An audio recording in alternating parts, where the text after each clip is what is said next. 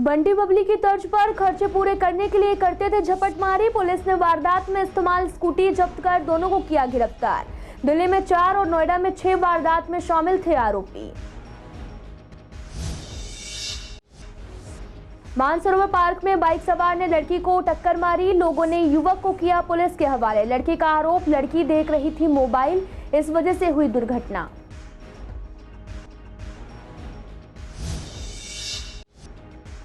थोक में सब्जियों के दाम गिरे, तोड़े 20 साल के रिकॉर्ड। रिटेल में अब भी महंगी सब्जियां, दुकानदारों ने कहा मार्केट में कम आ रहे ग्राहक।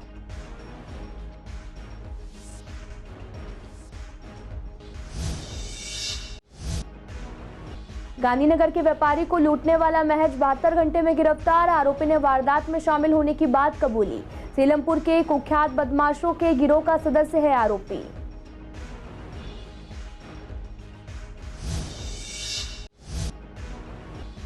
क्रॉस रिवर मॉल में हत्या की कोशिश मामले में फरार अपराधी गिरफ्तार। बार में एंट्री करने से रोकने पर इवेंट मैनेजर को मारी थी गोली। आरोपी के 2 साथी को पुलिस पहले ही कर चुकी है गिरफ्तार।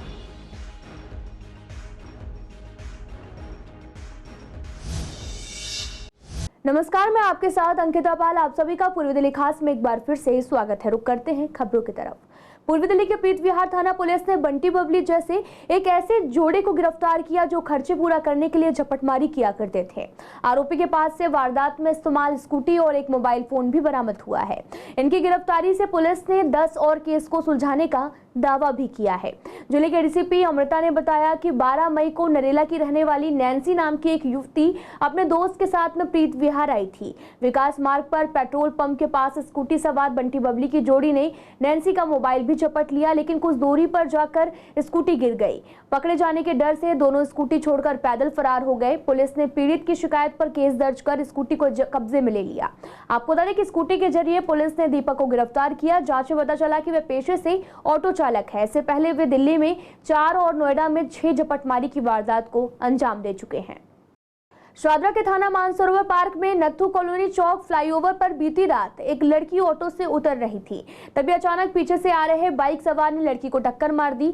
लड़की का आरोप है कि जब बाइक सवार को पकड़ने की कोशिश की गई तो उसने लड़की को बुरी तरह से पीटना शुरू कर दिया। लोगों ने बाइक सवार को पकड़कर पुलिस के हवाले कर दिया। तो वहीं दूसरी तरफ बाइक सवार लड़के से जब हमारे संवाददाता ने बात की तो बाइक सवार ने बताया कि उसकी बाइक 40 की स्पीड में थी और जिस लड़की को उन्होंने टक्कर मारी वह मोबाइल देख रही थी, जिस वजह से ये एक्सीडेंट हुआ। लड़के ने यह भी बताया कि लड़की ने अपनी फैमिली मेंबर्स को बुलाकर उसे पीटा भी है। फिलहाल पुलिस ने मामला दर्ज कर जांच शुरू कर दी है। मैं ऑफिस से आ रही थी, ऑटो ने मुझे फ्लाईओवर पर ड्रॉप किया। मैं रोड क्रॉस करने के लिए देखा, साइड में कोई व्हीकल नहीं था, कुछ नहीं था।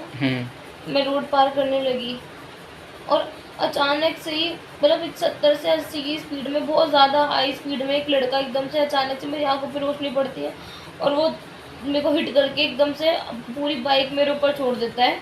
मैं जैसे तैसे उठ के खुद को संभालने की कोशिश करती हूँ, उसको पकड़ने की। वो मेरे साथ हाथापाई करता है। देन इतने में वहाँ पब्लिक इकट्ठी हो गई, मेरे को चक्कर आ रहे थे, मुझे इतना नहीं था होश। फिर मुझे हॉस्पिटल पहुंचाया गया। उसके बाद उस लड़के का कुछ नहीं है, कुछ उसके कुछ वो होगा, ऐसी 23-24 साल का लड़का होगा। हेल्थ भी ठीक थी उसकी। उसने वाइट कलर की शर्ट पहन रखी थी जिस पे ब्लैक पैचेस बन रहे थे। ऐसा कुछ नहीं, उसने हाथापाई हुई है, उसके कुछ नहीं हुआ। उसने पूरी की पूरी मतलब बाइक एक तो मेरे पे छोड़ दी, बिल्कुल हेल्प भी करने की कोशिश नहीं करी मेरी, अगर मेरे को चोट लग गई थी तो। और ऊपर से अपने आप को बचाने के लिए भागने की कोशिश कर रहा है। जैसे तैसे मैंने उसकी चाबी अपने पास रख ली तो वो शायद फिर नहीं गया वहाँ से, पता नहीं क्या हुआ। मुझे उसके बाद में हॉस्पिटल ले गए थे। बेटी अपने ऑफिस से आ रही थी, एक मनचला बाइक वाला आया, वो ऑटो जैसे उतरी और रोड क्रॉस करने के लिए मारी ध्यान से टक्कर उसमें लड़की। अच्छा, कितने बजे की घटना है ये? 7:30 पौने 8 बजे की। सूचना क्या मिली थी आपको? सूचना मिली कि लड़की को हॉस्पिटल ले गए, एक्सीडेंट हो गया है। हम हॉस्पिटल पहुँचे, एमएलसी वगैरह करके बैठाया, मुझे थोड़ी बहुत देर बैठा रखा था। उसके बाद एमएलसी फिर दोबारा साइड करके ले गए, मुझे वापसी छोड़ के कह रहे तुम्हारे पास मैसेज आ जाएगा। पूरा मामला ये सर, मैं जॉब करता हूँ सर, तो जॉब से मैं जैसे आ रहा था, जगतपुरी से आ रहा था मैं, तो जैसे जीटीवी का मैंने फ्लाईओवर चढ़ा था चढ़ती मैं चला, जैसे बीच में वो पड़ता है फ्लाईओवर, मतलब जीना उतरने वाला, वहाँ से अचानक ही मेरी स्पीड बाइक की मिनिमम 30 से 40 स्पीड थी मेरी भी। बाइक की अचानक एक लड़की सामने आ गई। अचानक जिस सामने आई लड़की, मैंने हॉर्न बजाया एकदम, लड़की बस गाड़ी ठुकी, लड़की आगे तक गिरी, मैं भी जैसे साथ में गिरा, मेरे भी चोट कोनी होनी आई, मैंने भी उसके बाद मेडिकल कराई थी जी। तो उसके बाद लड़की गिरते लड़की एक ही चीज़ चिल्लाती बार बार कि समीर समीर समीर। इतने में सिर्फ 2 से 3 मिनट हो गाड़ी उठाने में, इतने में लड़के आने चालू, लड़के ना आते, लड़का इतना गुस्से में आती बस मारना चालू, उसने मेरा 2-3 मारे, इतने में लड़के के पापा आ गए तो उन्होंने मुझे से लड़के ने नीचे गर्दन करी, नीचे करते एकदम लात गुस्से की बोसारे एकदम चालू कर दी उन्होंने मेरे ऊपर बहुत बुरी तरह से। अच्छा। तो इतने में बस जैसे लात को उन्होंने चालू करा तो इतने में बस भैया को मैंने कॉल करी, अपने पास में रहते जितने पे जहाँ मैं जॉब करता हूँ, तो उनको मैंने कॉल करी, इतना वे भी आए वहाँ से। तो इतना जैसे वे आए तो ना पुलिस यहाँ पे आ चुकी थी, उन्होंने किसी ने मतलब बाहर वाले बंदे ने कॉल कर दी, वैसे सीन था। तो वहीं सब्जियों के थोक रेट इतने गिरे हैं कि पिछले 20 साल का रिकॉर्ड टूट गया है, लेकिन इसके बावजूद रिटेल में सब्जियों के दामों में कोई खास कमी नहीं देखी जा रही। दुकानदार अभी भी रिटेल में सब्जी महंगी बेच रहे हैं। थोक में आलू 8 से 17 रुपए, प्याज 8 से 10 रुपए, शिमला मिर्च, घिया और सीताफल 3 से 4 रुपए किलो। साथ ही तोरई जो है वो 10 से 12 रुपए, भिंडी 15 से 20 रुपए किलो बिक रही, जबकि रिटेल में अभी भी आलू 20 से 30 रुपए किलो और प्याज 20 रुपए, घिया 30 से 40 रुपए, भिंडी 40 रुपए किलो बिक रही। हमारी संवाददाता ने इस बारे में दुकानदारों से बात की। उनका कहना है कि सब्जियां इस समय काफी सस्ती तो हैं, लेकिन उसके बावजूद ग्राहक मार्केट नहीं आ रहे। इससे कहीं ना कहीं कारोबार पर भी काफी असर पड़ता है। कुछ सब्जी जैसे करेला हुआ, हाँ ये सब सीजन है हाँ अभी सीजन है, जब भी 20 रुपए किलो बिक रहा है। नहीं सीजन रहता है तो 80 रुपए 100 रुपए किलो बिकता है। हाँ तो कम रहता है तो कम बिकता है। अभी तो सब्जियाँ सस्ती हैं, आदमी खा ही रहे हैं। तोरी भी 30-40 रुपए किलो है, घिया भी 20 रुपए किलो है, सब सस्ता है। सब शिमला भी 20 रुपए किलो है। नहीं नॉर्मल है। अभी देखो अभी 1-2 रुपए किलो की तेजी बनेगी बाजार में। अभी स्टोर खुलेंगे, अभी ताजे आलू आ रहे हैं तो वो थोड़े सस्ते हैं। ये बंद होंगे, स्टोर खुलेंगे तो बाजार में तेजी आएगी। प्याज का क्या रेट चल रहा है अभी? प्याज होलसेल रेट है जी 14 रुपए किलो से लेके 17 रुपए किलो तक बढ़िया प्याज। देखिए ऐसा है, मंडी का भाव अलग है या रिटेल का भाव अलग है। हर चीज़ में मार्जिन 2-3 रुपए किलो का मिलेगा ही मिलेगा। आज़ादपुर मंडी से ले लो या गाजीपुर मंडी से ले लो, रिटेल और होलसेल में फ़र्क मिलेगा ही आपको। सही है, ग्राहक अब थोड़ा निकलना स्टार्ट हुआ है। पहले मुद्दा था ग्राहक कम था, थोड़े बाजार में तेज़ी बन रही है तो ग्राहक आना स्टार्ट हो रहा है। भिंडी 80 रुपये किलो। अच्छा, टिंडा 100 रुपये किलो। क्या करे, महंगा नहीं रहा तो लेबर के खर्चा तो ना निकल रही महंगाई में। धनिया 80 रुपये किलो है, 20 का पाव। सस्ती है, महंगी कोई नहीं। भिंडी भी सस्ती है, सब मतलब नॉर्मल सब्जी है। भिंडी क्या रेट? भिंडी 30 से लेके 40 तक। और हरी सब्जियाँ? हरी सब्जी तोरी है 40-50 रुपए किलो, करेले हैं 40-30 रुपए किलो। कौन सी इस टाइम? सबसे ज़्यादा अदरक चल रही है, गोभी है, ये सब्जी कर रहे हैं, थोड़ी कम कर रहे हैं ना। गोभी 30 से लेके 40। फसल आ गई है ज़्यादा इसलिए सस्ती हो गई है जी। फसल कम था इसलिए महंगी हो गई थी। और लहसुन वगैरह? लहसुन 100 रुपये किलो 80 रुपये किलो चल रहे हैं। हरी मिर्च 40 रुपये किलो। करते नहीं, लेकिन अब जैसे महंगी आ रही है तो क्या कहें जी। 1150 रुपये धरी मिलती है। हाँ जी, 230 रुपये किलो पड़ गया। तो वहीं शादरा जिले के गांधीनगर थाना पुलिस ने महज 72 घंटे के अंदर कुख्यात गैंग के एक सदस्य को गिरफ्तार किया है। आपको बता दें कि गांधीनगर के व्यापारी को इसने लूटा था और एसएचओ भगवती प्रसाद के नेतृत्व में गठित एक टीम ने सीसीटीवी की मदद से आरोपी की पहचान कर उसे घर से गिरफ्तार किया है। आरोपी का नाम अर्जुन कश्यप है। पूछताछ में उसने माना कि वह इस वारदात में शामिल था। आरोपी ने बताया कि सीलमपुर के कुख्यात बदमाशों के गिरोह का सदस्य भी है और आरोपी की निशानदेही पर उसके कब्जे से दुकान की चाबी और कुछ दस्तावेज भी बरामद हुए हैं। पुलिस ने आरोपी से वारदात के दौरान पहने गए कपड़े, चोरी की स्कूटी, टॉय गन बरामद की है। पूछताछ में आरोपी ने अपने एक सहयोगी का नाम भी बताया। पुलिस ने उसके घर छापा मारा और उसे भी गिरफ्तार कर लिया है। क्राइम ब्रांच की टीम ने थाना आनंद विहार दिल्ली में हत्या की कोशिश के मामले में वांछित अभियुक्त 22 साल के फैज कुरैशी को गिरफ्तार किया है। आरोपी दिल्ली में कबीर नगर का रहने वाला है। आरोपी को दिल्ली में न्यूज राजधानी इनक्लेव मार्केट के पास से गिरफ्तार किया गया। मामला साल 2022 का है।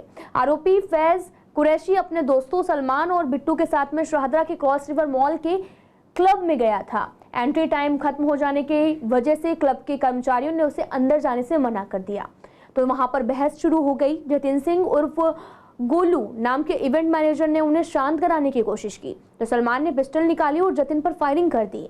पीड़ित जतिन की शिकायत पर भारतीय दंड संहिता और आर्म्स एक्ट के तहत में मामला दर्ज किया गया और आनंद विहार में केस दर्ज किया गया था। आपको बता दें कि जांच के दौरान पुलिस ने सलमान और बिट्टू को गिरफ्तार किया है, लेकिन आरोपी फैज कुरैशी गिरफ्तारी से बच रहा था। एक सूचना के आधार पर पुलिस ने उसे भी गिरफ्तार कर लिया है।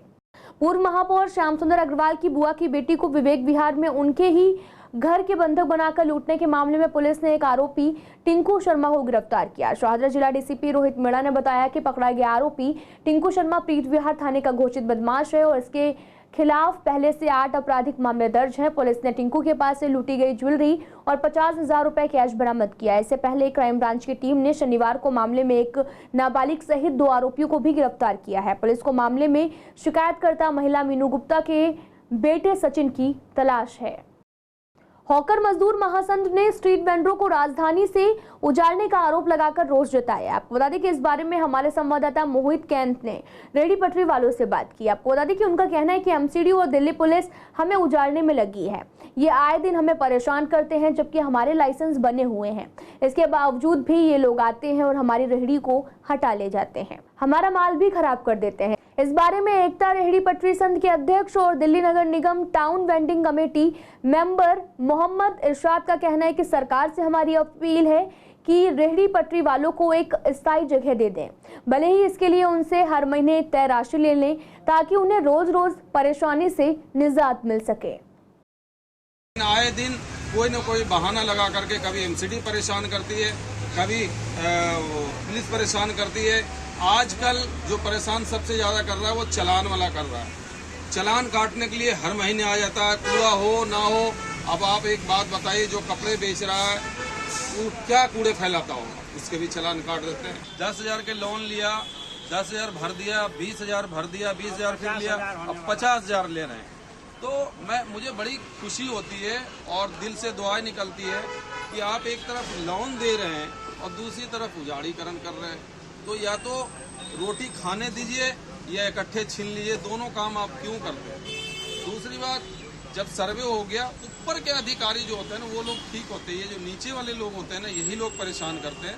तो मैं फिर से प्रधानमंत्री से, मुख्यमंत्री से रिक्वेस्ट करना चाहता हूँ कि एक अस्थायी समाधान किया जाए रेहड़ी पटरी वालों के लिए। एमसीडी में आए दिन परेशान करती रहती है और एमसीडी से ये रिक्वेस्ट करना चाहते हैं, चाहे प्रधानमंत्री हो चाहे इस देश के वो प्रधानमंत्री हो, हम रिक्वेस्ट करना चाहते हैं कि हमें एक स्थायी जगह दी जाए। हम महीने का जो मानना चाहते हैं पेमेंट हम देने को तैयार हैं। हम लोग जो है ना रेहड़ी पटरी वाले को जो है बहुत परेशान किया जाता है, कभी एमसीडी वाले तो कभी पुलिस वाले। और क्या कहता है कि सामान जब बनाते हैं कभी गाड़ी आ जाता है तो सामान हमारा नुकसान हो जाता है 1,000-2,000 का। इसलिए हम लोग ये सोचते हैं कि सरकार के नियम के अनुकूल जो 1,500, 400, 300 जो महीना हम लोग को बांध देगा, हम लोग उसमें राजी हैं और शांति से हम लोग का जीवन जीने का। डीएमआरसी ने हाल ही में मेट्रो स्टेशन पर एंट्री के लिए टोकन की जगह क्यूआर कोड पेपर टिकट देना शुरू कर दिया है। आपको बता दें कि अब यात्रियों को प्लास्टिक के टोकन की जगह पेपर का टिकट दिया जा रहा है। इस बारे में हमारे संवाददाता ने मेट्रो यात्रियों से बात की। यात्रियों का कहना है कि पेपर टिकट से लोगों को काफी असुविधा हो रही, कई लोगों को समझ ही नहीं आता कि उसे इस्तेमाल कैसे करना है और कई बार क्यूआर स्कैन नहीं हो पाता। इतना ही नहीं, लोग उसे यूज करने के बाद में एग्जिट पॉइंट पर ही फेंक देते हैं। कुछ यात्रियों का यह भी कहना है कि टोकन ही बेहतर है क्योंकि पेपर ज़्यादा इस्तेमाल होगा तो पेड़ भी ज़्यादा काटे जाएंगे और स्टेशनों पर भी गंदगी देखने को मिलेगी। और जैसे कि हम लोग बोलते हैं कि सेव ट्री, तो ट्री से ही पेपर बनता है, तो फिर जितना हम पेपर यूज़ करेंगे पेपर की वेस्टेज होगी, फिर बाद में जाके तो वो ख़राब ही होना है, तो फिर ऐसे मतलब कूड़ा वूड़ा भी ज़्यादा होगा, वहीं पे फेंक देते हैं। हाँ, और पेपर की भी वेस्टेज होगी। हम लोग बोलते हैं कि सेव पेपर, तो हाँ वो तो बेटर है क्योंकि वो रीयूज़ भी हो सकता है। और पेपर तो एक बार फेंक देंगे वो, तो फिर वो दोबारा यूज़ नहीं होगा, फिर दोबारा न्यू पेपर बनाएंगे वो लोग, तो ऐसे पेपर की वेस्टेज होगी, मुझे ऐसा लगता है। हाँ, काफ़ी लोगों को भी हो रही है क्योंकि अभी लास्ट टाइम जब मेरी बहन ने ट्रैवल किया था तो उसको पता ही था कि इस पेपर को मतलब यूज़ वगैरह कैसे करना है। तो जो लोग इतना ट्रैवल नहीं करते हैं, जिन लोगों को पहले वो टोकन का ही पता है, तो फिर उन लोगों को भी थोड़ी प्रॉब्लम होगी। वो एक्चुअली जो ज़्यादा जो रोज़ आते हैं उनके लिए तो ठीक है, लेकिन जो कभी कभार आते हैं जैसे मोस्टली फैमिलीज़ या लेडीज़ हो गई जो कभी कभी निकलती है, या फिर जो हमारे बूढ़े बुजुर्ग हैं उनके लिए अब वो पहले टोकन वाला था, टच करा दो निकल लो, अब वो कागज़ में वो पहले तो स्कैनिंग में प्रॉब्लम होती है पहले, तो थोड़ा सा तो कॉम्प्लिकेटेड है। हाँ, और पेड़ों को बचाओ, अगेन आप कागज़ का यूज़ कर रहे हो तो इसके लिए भी तो आपके पेड़ कट रहे हैं। तो थोड़ा ऐसा सिस्टम होना चाहिए कि जिससे हमारा सस्टेनेबल कुछ काम हो, जिससे कि पेड़ भी ना कटे, प्लस गंदगी से भी थोड़ा इजाफा हो, और प्लस जो प्लास्टिक के टोकन्स थे वो बार बार यूजेबल थे, अब ये यूज़ एंड थ्रो है। नहीं, टिकट तो नहीं मिली, टोकन मिला था। लेना चाहिए क्योंकि एक तरीके से वो एक रिटर्न प्रूफ है टिकट्स के लिए, सो आई प्रेफर कि लेना चाहिए। बट फिर क्लीनिनेस के उससे मतलब उसका लाइक लिमिटेशन भी है और वो भी है, क्या कहते हैं, बेनिफिट भी है। लाइक इट में भी आप प्रूफ और लाइक वो ऐसे ही थ्रो कर देते हैं। टोकन से बेटर तो नहीं है खैर, क्योंकि फटने का गलने का उसका डर रहता है। टोकन जो है वो थोड़ा हार्ड होता है तो ठीक रहता है रखने में। हाल ही है तो हो गया ख़त्म, निकल गई मैं बाहर, अब अंदर जा रही हूँ। कुत्तों के आतंक से इन दिनों यूं तो सभी परेशान हैं, लेकिन प्रीत विहार के लोगों में रोष थोड़ा ज़्यादा है, क्योंकि इलाके में लोगों का कहना है कि कुत्ते गाड़ियों के पीछे भागते हैं। अनजान हो या फिर जानकार, सभी पर ये कुत्ते भौंकने लगते हैं और अक्सर हमला भी कर देते हैं। ऐसे में जब शिकायत की जाती है तो कार्रवाई नहीं होती। डॉग लवर्स इन कुत्तों को एमसीडी वालों को ले जाने नहीं देते। आप सबको ये बताना चाहता हूँ कि कुत्तों का आतंक जो है बहुत ज़्यादा ही हमारे दिल्ली शहर में फैल गया है। ऑल ओवर दिल्ली की RWAs स्ट्रीट डॉग से भरी पड़ी हैं। तकरीबन 6 लाख डॉग्स इस समय दिल्ली में हैं और आए दिन किसी ना किसी को काटते हैं। हज़ारों केस रोज़ के आ रहे हैं। हमारे RW स्क्वायर में भी तकरीबन 20 से 25 कुत्ते हैं जिनका ना तो वैक्सीनेशन हुआ है और ना वो रीलोकेट हुए हैं। गवर्नमेंट एजेंसियों को हमने कई बार अप्रोच करा, लेकिन वो कुछ नहीं करती हैं। और अभी मेरे को किसी NGO से धमकी भी आई थी, उसकी मैंने FIR लॉन्च करा दी है। मेरी सभी एजेंसियों से ये रिक्वेस्ट है, ख़ास करके MCD से, कि उनको जल्द से जल्द पकड़कर स्टरलाइज करें और उनको रीलोकेट करें। प्रीत विहार में बहुत बुरा हाल है। स्ट्रीट डॉग्स की बहुत ज़्यादा समस्या हो गई है। यहाँ पर लोगों का निकलना बहुत मुश्किल है। स्कूटर पे आओ या साइकिल पे आओ तो बहुत ज़्यादा दिक्कत है, पीछे पड़ जाते हैं और पूरे ही प्रीत विहार में हालत ख़राब हुई पड़ी है। मैं समझता हूँ स्ट्रीट डॉग्स की इस टाइम। और ये है कि लोग जो लेडीज़ और बच्चों के लिए तो बहुत ज़्यादा दिक्कत हो गई है। भाई काफ़ी ज़्यादा डिपार्टमेंट्स में कह रखे हैं, लेकिन डॉग लवर्स से मेरी एक ये विनती है कि भैया इनके लिए कोई इलाज ढूंढें, क्योंकि गवर्नमेंट के पास तो मुझे लग रहा है कोई इलाज है नहीं इनका। तो ये समस्या बहुत ज़्यादा बढ़ती जा रही है। मैं तो पूरी दिल्ली में समस्या हो रही है। तो मैं सरकार से अनुरोध करता हूँ जल्द से जल्द इस समस्या से निपटने के लिए कोई ना कोई प्लान ऐसा बनाएं जिससे पब्लिक को कुछ शांति मिले, ढंग से रह सकें। बच्चों को बाहर निकलना बहुत दिक्कत हुई पड़ी है, कुत्ते पीछे पड़ जाते हैं और जिससे वो गिर जाते हैं, चोट लगने का आसार रहता है। गर्मी का आलम यह है कि घर से बाहर निकलने में एक बार सोचना पड़ता है। आज भी दिल्ली में पारा 40 डिग्री सेल्सियस के पार रहा। ऐसे में लोगों का गर्मी में जीना मुहाल हो गया।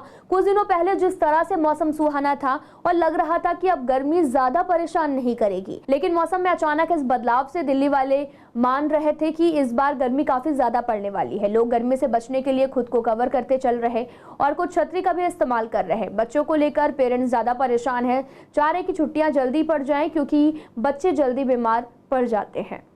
बहुत ज़्यादा परेशानी हो रही है और इतनी तेज़ धूप है कि बच्चों की हालत बेकार। स्कूल में आज इसकी तबीयत ख़राब हो गई तो मैं इसे लंच ब्रेक में ही लाई हूँ मतलब, और इसके तो लाना ही था, पर ना बच्चे इतने परेशान हो रहे हैं। समर वेकेशन पड़ जानी चाहिए। अभी तो 25 को पढ़ रही है, पर ना 25 तक के तो हालत बेकार हो जाएगी। मैं तो छुट्टी रखवाने वाली हूँ बच्चों की। बस 2 बोतल देती हूँ, एक मैं आइस जैसा जमा के देती हूँ और एक मैं नॉर्मल देती हूँ, मिक्स कर करके पी ले। और जब घर जाके देखती हूँ इसकी बोतल तो ऐसे बॉयल किया हुआ पानी निकलता है ना जो बचा रहता है, और लगता है कि बच्चे ऐसे ही पीते होंगे स्कूल में। देखो कितनी हालत बेकार है। बस ज़्यादा पानी पिए और धूप से बचा के रखें, एक्सपोजर न होने दें। अब हमारे कारण ही है, क्लाइमेट चेंज करिए क्या हुआ है, इतना ज़्यादा कार्बन उत्सर्जन कर रहे हैं, ग्रीन हाउस गैसेज हो रही हैं, तो झेलना भी हमें ही। बचा कैसे रहे, ऐसे ही जैसे ओढ़ रखा है ये। डिहाइड्रेटेड मतलब डिहाइड्रेट मत होने दो। ये अभी है कि बीच में मौसम तो अच्छा हो गया था, लेकिन अभी जैसे बढ़ गया थोड़ा सा तो प्रॉब्लम तो हो रही है। फील्ड वालों को जैसे देखो, हम लोग हैं मार्केट का, हम जॉब करते हैं हम लोग, तो ओवरऑल गर्मी रहती है, टोटल ओवरऑल फील करना पड़ता है। अभी क्या टेम्परेचर ज़्यादा बढ़ गया है तो कभी कभी क्या होता है हमारे को कि काम करने में थोड़ा प्रॉब्लम भी ज़्यादा होता है। हम लोग ज़्यादा एकदम से हमारे को हॉस्पिटल्स में जाना होता है अंदर, तो एकदम से हम AC में जाते हैं, तुरंत बाहर निकलते हैं तो हेल्थ पर इम्पैक्ट पड़ता है पूरा। स्वेटिंग का इशू है, ये सब इशू है, और कॉलेज जाना है इस टाइम पे तो वो वाले इश्यूज़ हैं। हीट स्ट्रोक्स हो जाते हैं, पानी गर्म हो जाता है जल्दी, यही प्रॉब्लम है। अम्ब्रेला लेके चल रही हूँ, बोतल में पानी ठंडा एकदम, काफ़ी बड़ी बोतल लेके चल रही हूँ और ये सब चीज़ें।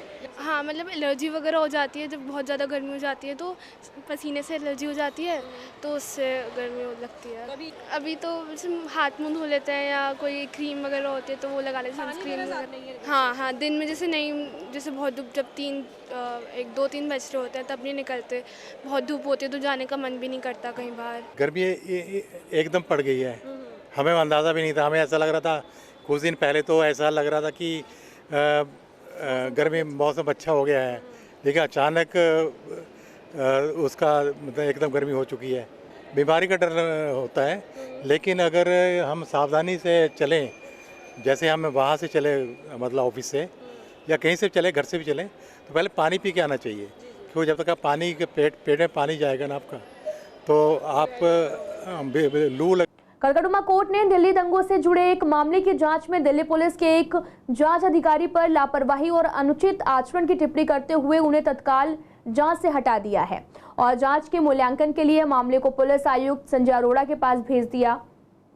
अतिरिक्त सत्र न्यायाधीश पुलसित प्रमचला खजूरी खास थाने में कुछ लोगों के खिलाफ दंगा, चोरी, लूट और आगजनी समेत कई धाराओं के तहत केस दर्ज किया गया और मामले की सुनवाई भी चल रही है। आपको बता दें कि अदालत ने अपने आदेश में कहा कि मामले की जांच अधिकारी विपिन कुमार द्वारा की गई थी और जांच के मूल्यांकन के लिए डीसीपी के पास भेजा जाता है, जिन्होंने ये बताने के लिए पर्याप्त सबूत पेश नहीं किए और हर शिकायत के संबंध में असल में क्या जाँच की गई, प्रत्येक घटना का वक्त क्या था और इन घटनाओं के लिए आरोपियों पर उंगली उठाने का अधिकार क्या है और मामले पर अगली सुनवाई के लिए 20 जुलाई की तारीख तय की गई है। फिलहाल इस बुलेटिन में इतना ही। तमाम खबरों के लिए आप देखते रहिए CCN लाइव।